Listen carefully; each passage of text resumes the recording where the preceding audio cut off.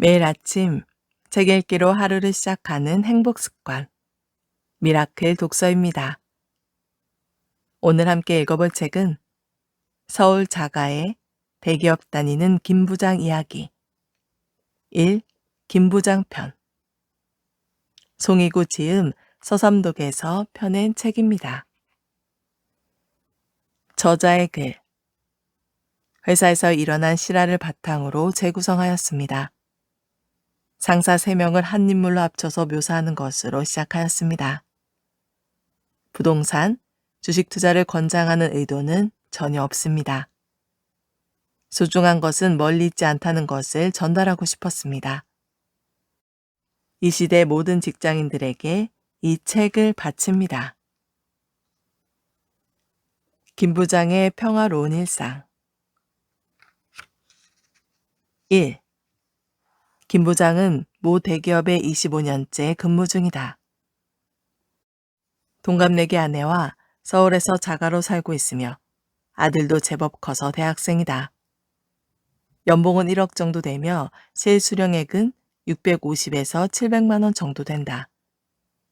가끔 보너스도 나온다. 주식도 1,000만 원 정도 투자하고 있다.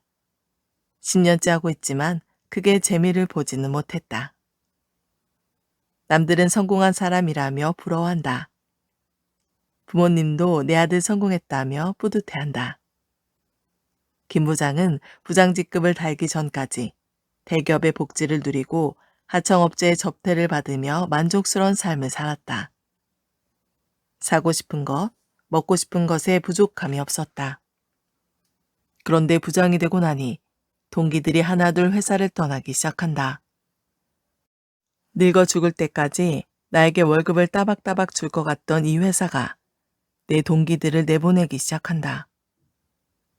김 부장은 슬슬 불안해진다. 갑자기 내 통장에 이 돈이 들어오지 않는다면 생각만 해도 끔찍하다. 마음속으로 행복 회로를 돌려본다. 설마 회사에서 당장 내보내겠어? 만약에 잘리면 아들도 다 컸겠다. 집 팔아서 시골 가서 살지 뭐. 김 부장의 통장에는 수천만 원이 있다. 주식 계좌에는 1,000에서 2천만 원어치가 있는데 날마다 오르락 내리락 한다. 김 부장은 의문이다. 25년간 회사를 다녔는데 내 통장에는 왜 이것뿐이지? 본인의 씀씀이는 전혀 생각하지 못한다. 불안감을 이기기 위해 또 행복 회로를 돌린다. 임원 달지 뭐. 임원 달면 연봉이 2~3배는 될 텐데. 그래도 여전히 불안하다. 이전보다 더 장표 작성에 집착하고 팀원들을 압박하고 실적에 매달린다. 나는 꼰대가 되지 말아야지 하는 각오를 매일같이 하지만 조급한 마음은 김 부장을 꼰대로 만들어버린다. 동기가 커피 한잔 하자고 한다. 연락도 잘 안 하던 동기가 갑자기 불러내니 반가운 게 아니라 심장이 덜컥 내려앉는다. 테이블에 마주 앉은 동기는 지방으로 발령이 났다고 말한다. 사실상 나가달라는 회사의 메시지라고 한다. 너도 얼마 안 남았으니 준비하라고 한다. 김 부장은 극도의 불안감을 느끼나 겉으로는 평온한 척 미소 짓는다. 그리고 속으로 중얼거린다. 난 진급 누락 없이 여기까지 왔다고. 서울에 집도 있다고. 노후 준비는 끝났다고. 그리고 내년에 이사로 승진할지도 모른다고. 자리로 돌아온 김 부장은 더 초조해진다. 주식 계좌를 열어본다. 코로나19로 박살났던 주식들이 회복해서 오히려 플러스로 돌아섰다. 안심이 된다. 아직은 걱정하지 않아도 될 것 같다. 2. 김 부장은 전무의 호출을 받는다. 온 매무새를 가다듬고 전무실로 뛰어들어간다. 숙제를 가득 받아서 나왔지만 오히려 마음은 편하다. 다른 생각 안 하고 회사 일에만 매진한다는 게 김 부장에겐 딱이다. 팀원들에게 업무를 부여하고 본인은 취합하고 이렇게 바쁘게 사는 게 바로 조직 생활의 재미 아니겠는가? 일에 열중하다 보니 어느새 퇴근 시간이다. 동기들이 회사를 하나둘씩 떠나고부터 김 부장의 출퇴근 파트너는 게임이 아니라 유튜브다.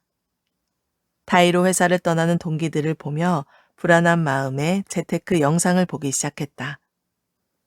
월세도 받고 배당금도 받고 어디 투자도 하고 김 부장이 대수롭지 않게 생각하던 내용들이 심도 있게 나온다. 사실 김 부장은 그런 영상을 보는 게 힘들다. 공부도 많이 해야 하고 직접 발로 뛰어야 하고 절약해야 한다고 강요하기 때문이다.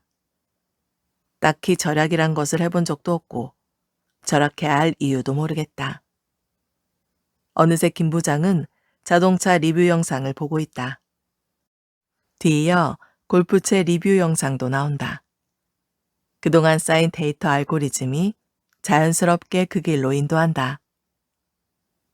김 부장은 부장이 되고 나서야 어쩔 수 없이 골프를 시작했다. 전무, 상무와 개인적인 이야기를 할 수 있고 본인의 의지를 어필할 수 있는 유일한 시간이기 때문이다. 그들은 김 부장이 성실하고 능력 있으니 임원이 될 거라며 자기만 믿으라고 한다. 필드를 한 번 갔다 오면 비용이 꽤 많이 든다. 전무와 상무를 집까지 가서 픽업하고 운동이 끝난 후 모셔다 드리는 서비스까지 마무리하면 기름값만 몇만 원이 나온다.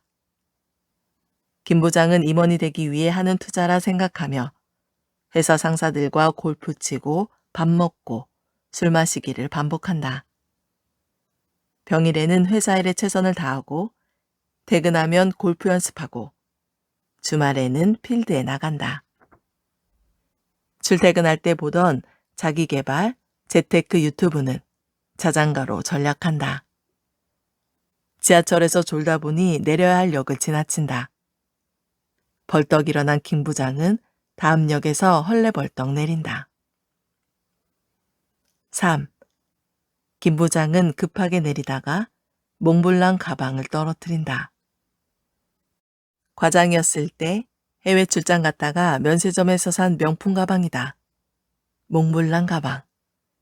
태그호이어 시계와 명품 넥타이는 김 부장의 자존심이자 나름대로의 멋이다.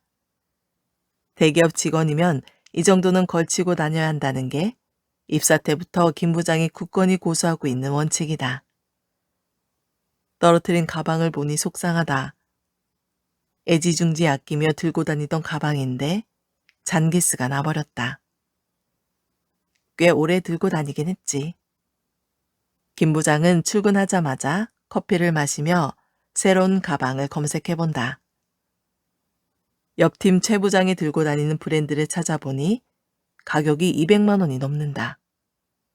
흠칫 놀란 김 부장은 자신보다 잘난 게 없어 보이는 최 부장을 다시 본다. 어떻게 200만 원이 넘는 가방을 들고 다니지? 생각해보면 김 부장의 몽블랑 가방도 면세점에서 1200달러, 그러니까 150만 원 정도에 구입한 가방인데 면세점에서 산 데다 쿠폰에 카드사 할인의 할부까지 그렇게 해서 굉장히 저렴하게 샀다는 기억만 있다. 최 부장 가방의 가격을 알고 난 뒤 김 부장은 온종일 가방 생각뿐이다. 책상 아래 놓인 자신의 낡은 가방이 거슬린다. 거래처 사람들이 이 가방을 보면 날 무시할 텐데. 팀장이 이런 가방 들고 다니면 팀원들이 날 무시할 텐데. 와이프도 내가 이런 가방 들고 다니는 걸 보면 속상해하지 않을까? 그래, 이 가방은 아들 주고 나는 새 가방을 사는 거야. 점심시간이 되자마자 외근 간다고 하고는 롯데 에비뉴엘로 향한다. 화려하고 다양한 브랜드들이 많다. 최 부장의 가방 브랜드를 찾아서 매장에 들어간다. 자주 와본 것처럼 행동하려 한다. 가격표를 봐도 아무렇지 않은 척한다. 최 부장과 똑같은 것은 없고 비슷한 스타일이 있어 직원에게 보여달라고 한다. 이리저리 뒤적이며 보는 척하다가 가격을 물어보니 300만 원이라고 한다. 200만 원짜리는 없냐고 물어보고 싶다. 하지만 김 부장의 자존심이 허락하지 않는다. 대기업 부장이 이 정도로 흔들리지 말자고 마음속으로 되새긴다. 아니, 스스로 되새기는 게 아니라 자동으로 되새겨진다. 너무나 익숙하다. 이걸로 할게요. 이왕 사는 거 최 부장보다 더 좋은 걸로 사자며 그냥 지른다. 할부 몇 개월로 할까요? 직원이 묻는다. 일시불이요. 김 부장 사전에 할부란 없다. 자존심이다. 내가 이 매장을 나가는 순간까지 나는 멋있는 사람으로 보여야 한다. 내가 이 매장을 나가면 여기 직원들은 나를 완전 다른 눈으로 보겠지. 멋있는 사람이라고 수군거리겠지. 4. 김 부장은 매장을 나와 스타벅스로 간다. 김 부장 사전에 백다방이나 이디야는 없다. 대기업 부장의 명품 가방을 들고 다니는 사람이라면 스타벅스 정도는 가져야 한다. 북적북적한 사람들을 피해 매장 구석에 앉은 김 부장은 새로 산 가방의 포장을 푼다. 브랜드 로고가 크게 찍힌 종이백을 든 채 사무실에 들어갈 순 없다. 반짝거리는 새 가방을 테이블에 올려놓고 바라보면서 스타벅스 말차 라떼의 달달함에 취해본다. 이게 바로 나에게 주는 선물이라는 것인가? 라며 위안을 한다. 그때 김 부장 눈에 왼쪽 손목에 찬 시계가 들어온다. 손매를 살짝 걷어서 가방 옆으로 왼손을 슬쩍 옮겨본다. 새로 산 가방과 같이 있으니 유난히 더 빛이 나는 것 같다. 오늘의 말차 라떼는 더 달달하다. 사무실로 복귀해 다시 업무를 시작하는데 너무 기분이 좋다. 커피잔을 들고 어슬렁거리며 다른 부장, 차장, 과장들 자리를 슬쩍 쳐다본다. 자신보다 좋은 가방을 든 사람은 없다. 퇴근하려는데 가방이 2개다. 둘 다 들고 가자니 폼이 안 난다. 창고에 가서 쇼핑백을 꺼내 예전 가방을 집어넣으려는데 아무래도 퇴근길에 새로 산 가방이 긁힐 것 같다. 잠시 고민하다 새로 산 가방을 쇼핑백에 담는다.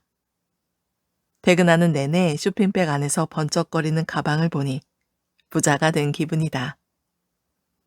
지하철 맞은편에 새 가방 브랜드와 같은 로고가 찍힌 핸드백을 든 아가씨가 앉아있다. 왠지 반갑다. 김 부장은 시대에 뒤처지지 않았다는 생각에 흐뭇하다. 퇴근해서 소파에 앉아 텔레비전을 트니 집값이 많이 올랐다는 뉴스가 나온다. 김 부장도 본인 집 시세를 확인해 본다. 호가를 보니 작년보다 무려 3억이 올랐다. 10년 전에 산 아파트 값이 2배가 되어 있다. 갑자기 가방을 살까 말까 고민한 순간들이 떠오른다. 집값이 몇 억이 올랐는데 이까지 300만 원짜리 가방에 쫄았던 게 우습다. 김 부장은 스스로 본인 타이틀을 더 길게 만들었다. 부동산 투자도 잘하는 대기업 부장이라고. 5. 얼마 후 김 부장 부인이 모임에서 돌아온다. 저녁은 먹었는지 물어본다. 김 부장은 밥을 안 먹었어도 가방 생각에 배가 부르다. 아내 모습을 가만히 살펴보니 부동산 투자도 잘하는 대기업 부장 부인답지 않게 수수해 보인다. 핸드백이라고는 김 부장이 몇 년 전 미국 출장 가서 아울렛에서 사온 코치 가방이 전부다. 이번 주말에 백화점에 가자고 말해본다. 아내는 말만이라도 고맙다며 필요 없다고 한다. 장이나 보러 가자고 한다. 김 부장은 아내에게 우리 집이 샀던 가격에 비해 2배나 올랐다고 말한다. 아내가 안 그래도 모임에서 절반은 부동산 이야기만 했다고 한다. 집이 있는 사람과 없는 사람의 분위기가 너무 달라서 본인은 가만히 듣고만 있었다고 한다. 아내는 10년 전 상황을 정확히 기억하고 말해준다. 김 부장은 그때 집값에 거품이 끼었다며 일본처럼 폭락할 거라고 주장했다. 아내는 아이들 교육 문제도 있고 매번 이사 다니기 힘들다며 집을 사서 한 곳에 정착하자고 했다. 당시 과장이었던 김 부장은 자신의 인생에 대출은 있어서 안 될 금기사항이고 집값이 내리면 책임져 줄 사람이 없다며 완강히 반대했다. 아내는 김 부장이 주장을 굽히지 않자 부동산 중개소에 혼자 가서 계약을 하고 주택담보대출을 일부 받아 매수를 했다. 아내가 김 부장에게 그때 안 샀으면 평생 못 살 뻔했다고 말한다. 김 부장은 그때 기억이 떠올랐는지 아무 말도 못하고 텔레비전의 시선을 고정한다. 아내는 당신이 열심히 일해서 모은 돈에 대출을 보태 산 거니 당신 덕분이야 라며 김 부장의 길을 살려준다. 다음 날, 김 부장은 출근길에 늘 듣는 윤두현 밴드의 노래를 들으며 생각에 잠긴다. 돌이켜보니 결정적인 순간에는 본인보다 아내가 더 과감했던 것 같다. 최종 단계에서 망설일 때마다 아내가 확신을 가지고 이를 밀어붙였다. 회사에 도착해서 보니 아차, 새로 산 가방을 들고 오는 것을 깜빡했다. 누가 스크래치 난 가방을 볼까봐 뒤집어서 책상 밑에 눕혀놓는다.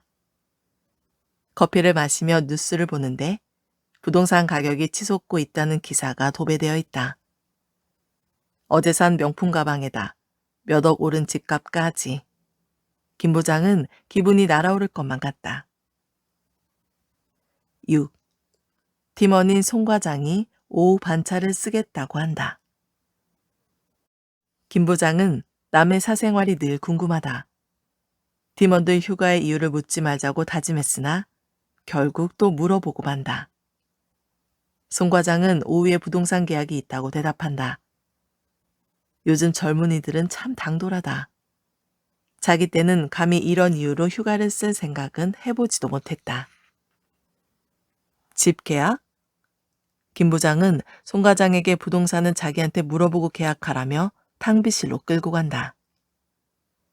내가 산 아파트가 지금 2배가 됐어. 궁금한 거 있으면 나한테 물어봐. 다 알려줄게. 나중에 집값 떨어지면 어떡하려고 그래? 송 과장은 좋은 말씀 주셔서 감사하다며 지금 사도 괜찮은 가격의 매물이니 걱정하지 않아도 된다고 말한다. 왠지 모르게 여유가 있어 보인다. 아내가 과거에 집을 계약했다고 통보했던 날, 반잠을 이루지 못하고 다음날 회사에서도 벌벌 떨리는 손으로 커피를 마신 기억이 난다. 수억 원 대출이 주는 압박감, 집값이 폭락할지 모른다는 불안감, 처음 계약하는 부동산이라는 큰 짐이 김 부장의 목을 조이는 것 같던 그때 그 느낌이 생생하다.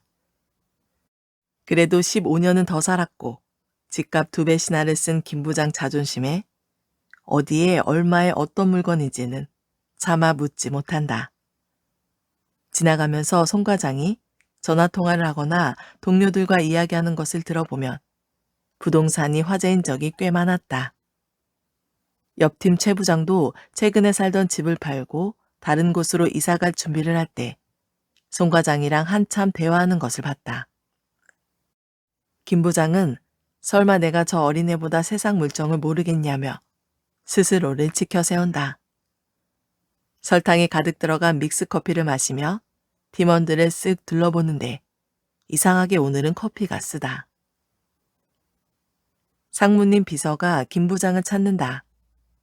상무님 방으로 오라는 메시지다. 예전 같으면 아무 생각 없이 곧바로 뛰어갔을 테지만 최근에 지방으로 발령이 나거나 명예퇴직한 동기들이 생각나 몸이 느릿하게 움직인다. 조마조마한 마음으로 문을 연다. 근엄한 표정의 상무와 눈이 마주친다. 아, 다행히 골프 얘기다. 다음 주 주말 골프 예약 잡고 멤버 구성하라는 지시를 받고 나온다. 김 부장은 또 한 번 생각한다. 상무와 전무 라인만 잘 타면 승승장구하겠구나. 자리로 돌아와 식은 커피를 버리고 새 믹스 커피를 탄다. 자리에 앉아 주식 앱을 열어본다. 코로나 때 팔까 말까 했던 주식들이 전부 플러스다. 가슴이 뜨겁다. 역시 나야. 김 부장은 스스로에게 타이틀을 붙인다. 주식 투자도 잘하고 부동산 투자도 잘하는 대기업 부장이라고. 아까는 그다지 달지 않았던 믹스커피의 달달함이 온몸에 퍼진다. 7. 김 부장은 골프 연습장에 간다. 평일에 국경일이 하루 끼어있는 날이다. 그동안은 바빠서 계속 나가지를 못했다. 도착해 보니 동료 최 부장이 있다. 김 부장은 최 부장이 이 근처에 사는지 몰랐다. 회사에서 그다지 말할 기회가 없었던 최 부장과 차 한잔을 한다. 골프채가 골프공을 때리는 소리가 경쾌하다. 사실 김 부장은 최 부장의 가방이 궁금하다. 본인이 그 브랜드를 알고 산 건지 선물 받은 건지 그런 남의 사생활이 궁금하다. 입사 때부터 꾀지지하고 다니던 최 부장이 어떻게 그런 고가의 가방을 들고 다니는지 궁금해서 참을 수가 없다. 회사와 관련된 이런저런 이야기를 한다. 그게 정보값은 없는 이야기들이다.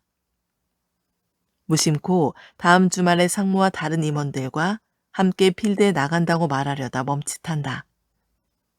최 부장이 내 자리를 치고 들어올까 신경이 쓰인다. 이런 경쟁심은 입사 초기부터 있었다. 최 부장, 가방 멋있던데 언제 산 거야? 대화 주제를 가방으로 돌린다. 진짜 하고 싶었던 대화다. 아, 딸이 취직했을 때 마침 내가 부장으로 진급했거든. 그때 기념으로 딸이 사준 거야. 그럼 그렇지. 최 부장이 그런 명품 브랜드를 스스로 알고 구매했을 리가 없다. 역설적으로 김 부장은 그 브랜드를 최 부장 때문에 알게 된 사실을 잊고 있다. 그런데 그 동네 사는지 몰랐네. 김 부장이 묻는다. 원래 살던 곳이 회사랑 멀고 분위기도 좀 그래서 바로 옆 동네로 이사했어. 이쪽 지역은 원래 알던 곳이야? 그건 아니고 몇 군데 후보를 받았는데 자네 팀 송 과장이 추천해줘서 결정했지. 김 부장은 생각한다. 송 과장한테? 부동산 전문가인 나를 두고 송 과장에게 물어봐? 그것도 후배한테 물어봐? 자존심도 없나? 김 부장은 혹시 바로 옆 동네라면 재개발 끝나고 몇천 세대 들어왔다는 거기? 라고 물어보려다가 그게 사실이면 너무 배가 아플 것 같아서 묻지 않았다. 그 단지는 커뮤니티와 조경시설이 잘 되어 있고 이 지역 대장주라고 뉴스에서도 몇 번 나왔기 때문이다. 설마 거기는 아니겠지. 내가 살고 있는 집보다는 싼 집이겠지. 김 부장은 애써 아닐 거라 생각하지만 내심 불안하다. 최 부장이 연습 끝났다며 낡은 골프 가방을 들고 나간다. 김 부장은 최 부장이 혹시나 차를 바꿨을까봐 주차장까지 배웅하는 척한다. 다행히 최 부장의 차는 대리 때부터 타던 15년도 넘은 오래된 차다. 그래도 관리를 잘해서인지 멀끔하다. 팔 힘으로 트렁크를 쾅쾅 열고 닫는 최 부장의 모습을 보며 전동 트렁크를 쓰는 자신이 더 급이 높다고 생각한다. 김 부장은 작년에 바꾼 자신의 그랜저를 쓱 쳐다본다. 저쪽 주차칸에서 빛이 나는 것 같다. 괜스레 기분이 좋아진다. 다시 돌아온 김 부장의 타석에는 타이틀 리스트 골프백과 혼마 골프채가 기다리고 있다. 오늘따라 공이 참 잘 맞는다. 집으로 왔다. 오랜만에 평일에 집에 있으니 아들과 식사를 한번 하고 싶다. 그동안 야근하고 골프 연습장 다니느라 아들 얼굴도 못 본 지 오래됐다. 아들은 대학교 4학년이다. 언제부터인지 자기 방에다가 택배용 박스를 잔뜩 쌓아두고 왔다 갔다 하는 것을 보았다. 8. 김 부장이 묻는다. 아들, 저거 무슨 박스야? 요즘 이것저것 팔아보고 있어요. 인터넷으로요. 창고가 없어서 물건을 방에 두고 있어요. 아들은 오랜만에 보여주는 김 부장의 관심에 적극적으로 대답한다. 용돈벌이로 하는 거야? 전엔 아르바이트도 하는 것 같던데. 알바는 너무 돈이 안 되고 공부할 시간도 부족해서 제가 직접 물건 떼다가 팔고 있어요. 어쩐지 김 부장은 못마땅하다. 그렇구나. 취직 준비는 잘 돼가니? 사실 취업 시장이 생각보다 어려워서 그래도 하긴 하고 있어요. 그래, 이 아빠처럼 대기업에 꼭 입사해야지. 아, 네. 그런데 아빠, 저도 취직하고 싶긴 하지만 요즘 취업 시장이 너무 좁아서요. 취업은 항상 힘들어. 회사에서 아무나 쓰려고 하지 않지. 너 같으면 아무나 막 뽑겠니? 살짝 치미는 화를 누르며 대답한다. 아빠, 저 실은 지금 하고 있는 이 온라인 유통 같은 거 해보고 싶은데요. 어떻게 생각하세요? 아들의 예상치 못한 대답에 김 부장은 그만 목소리가 높아진다. 뭐? 너 지금 대학 나와서 장사를 하겠다는 말이야? 그게 아니고요. 생각보다 지금 하는 일이 벌이가 괜찮아서요. 재미있기도 하고요. 그럼 대학은 왜 나왔어? 대학 나와서 하겠다는 게 고작 장사야? 내가 너 대학 보내려고 얼마나 고생한 줄 알아? 중학교 때부터 과외, 학원비, 대학교 등록금에 그게 다 얼만데. 이까지 장사나 하려고 공부시킨 줄 알아? 이런 건 아무나 아무 때나 할 수 있는 거야. 그건 알겠는데요. 취직도 좋지만 저한테 맞는 일을 한번 해보고 싶어서요. 대기업을 다녀보지도 않고 맞는지 안 맞는지 어떻게 알아? 이 아빠를 봐. 네가 이 아빠 때문에 어디 가서 꿀린 적 없잖아. 저기 방에 있는 박스 다 갖다 버려. 네, 알겠어요. 죄송해요. 뭐 때문에 장사를 하겠다는 거야? 아빠가 계속 돈 벌어다 주잖아. 넌 돈 걱정하지 말고 취직 준비나 하던 거나 계속해. 9. 김 부장은 피가 거꾸로 솟는다. 서울중위권대학을 나온 아들은 대기업에 취직해서 연수도 받고 비슷한 조건의 직장 동료와 결혼해서 아이를 가져야 한다. 이게 당연하다. 김 부장은 한 번도 의심해 본 적이 없다. 자신이 걸어온 길을 아들도 그대로 걸어가기를 바란다. 장사는 김 부장에게 수치스러운 일이다. 친구나 선후배들에게 내 자식이 장사해요 라고 말할 용기가 없다. 학교에서 공부 못하고 말썽 부리던 애들이 취업 못하고 마지막으로 선택하는 일이 장사라고 생각한다. 아침마다 하얀 와이셔츠에 넥타이를 매고 수트를 입고 구두를 신고 번쩍이는 메탈 시계와 명품 가방을 들고 그렇게 출근하는 것이 진정한 승자이자 사회의 리더라고 믿는다. 자신 같은 대기업 직원들이 대한민국을 굴리고 먹여 살린다고 믿는다. 김 부장은 불그락 푸르락 얼굴이 굳어진 채 텔레비전으로 시선을 옮긴다. 조용히 지켜보던 아내가 아들 방으로 들어간다. 아들, 아빠 말도 맞지만 네 인생은 네가 결정하는 거야. 너는 네가 하고 싶은 거 해. 아빠한테는 엄마가 잘 말해볼게. 기죽지 말고 네가 하고 싶은 거 계속해. 해보다가 이게 아니다 싶으면 그때 다른 거 하면 되는 거야. 그게 젊음이고 도전이야. 알았지? 네, 엄마. 고마워요. 그런데 아빠가 저렇게까지 화내실 줄은 몰랐어요. 사실 최근에 장사가 잘 돼서 아빠 선물 하나 샀는데 어떻게 드려야 할지 모르겠네요. 맨날 같은 가방만 들고 다니셔서 가방을 하나 샀거든요. 그래, 잘했어. 네가 전에 아르바이트해서 모은 돈으로 샀다고 해. 막상 받으면 아빠 좋아하실 거야. 네, 엄마.